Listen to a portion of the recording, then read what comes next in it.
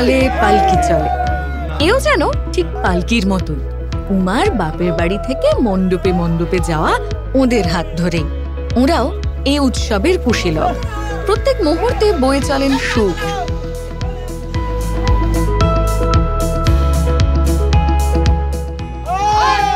কেউ এসেছেন বাসন্তী থেকে, কেউ এসেছেন সুদূর সুন্দরবন থেকে। পুজোর আগে কাজের মাধ্যমেই যেন পুজোয় বাস করেন ওরা। কাজ চলে মানে তোমার ওই যারা সব প্যান্ডেলে যাদের ঠাকুর ওঠে তাদের প্যান্ডেলের ঠাকুর নিতে তারা আসে, আমরা সেই মতন এখান থেকে গাড়ি তুলে দিই, গাড়ি তুলে দেওয়ার প্যান্ডেলে নামিয়ে দিয়ে আসি। কাজ তো করতে কষ্ট হয়, কষ্ট করে তো না করলে তো আমাদের তো হবে না, কারণ তো আমরা গ্রামে থাকি, তো গ্রামের লোক আমাদের কষ্ট করেই খেতে হয়। আমরা এই উপার্জন করে নিয়ে যাই, এইভাবে আমাদের জীবনযাপন করতে হয়। আমরা বাড়ি চলে যাই, বাড়ি গিয়ে আবার যখন তোমার ফের যখন কোমরটুলি থেকে যখন খবর যায় যে আমাদের কালী ঠাকুর ফের তৈরি হয়েছে, ফের চলে আসতে হবে, তখন ফের আমরা আসি, এসে আবার ফের কালী ঠাকুর বিসর্জন করতে আসতে হয়, মানে ঠাকুর তুলতে আসতে হয়, এসে আমরা এইভাবে করে হয়। এটা না থাকলে এটা আমাদের বাড়ির চাষবাসের কাজ আছে, চাষবাস করি না তো কলকাতায় তোমার ওই ধরো মানে ঠিকাদারি কাজে আসতে হয়, রাজমিস্ত্রি জোগাড়ে কাজে আসতে হয়, এইভাবে জীবনযাপন করতে হয়।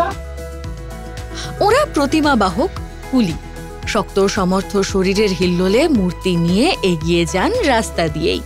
প্রতিমার বাহনের কুশীলবরাও যেন বলে যান কষ্টময় সুখের কথা।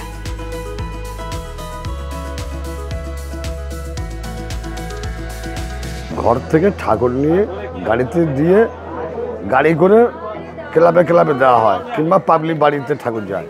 দেখুন, ভালো মন্দ এটা একটা মূল্যর ব্যাপার আছে, ভালোই লাগে। এই দুর্গাপুজোর সিজনেই আসি, তারপর আর আসি। কাজ তো করতে কেমন লাগে জানেন তো আপনারা, ভারী ঠাকুর টানতে হয়, ছোটো ঠাকুর টানতে হয়, সব রকম কাজ করতে হয় আমাদের। তো আমরা যাই ষষ্ঠীর দিনকে যাই, ফের দশমীর আগের দিনকে চলে আসতে হয় আমাদের।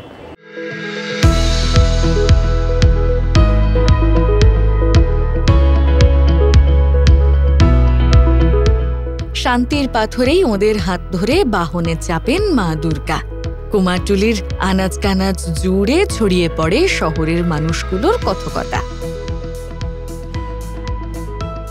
আমি আসছি আজ গত 4-5 বছর, আমার টিম আসছে আজ প্রায় 30 বছর। দেখুন, কাজটা হচ্ছে গিয়ে আমরা আসি মহালয়ার আগের দিন, সম্ভবত আমরা ষষ্ঠীর দিন পর্যন্ত থাকি।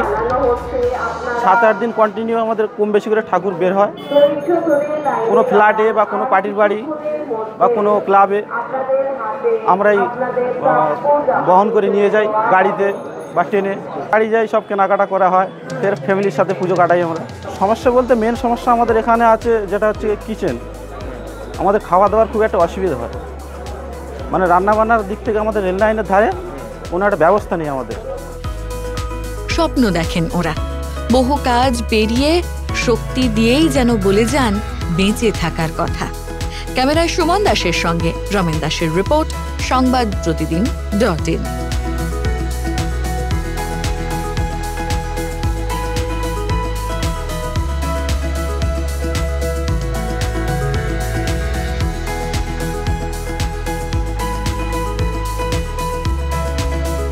ফলো করুন সংবাদ প্রতিদিন ডিজিটাল।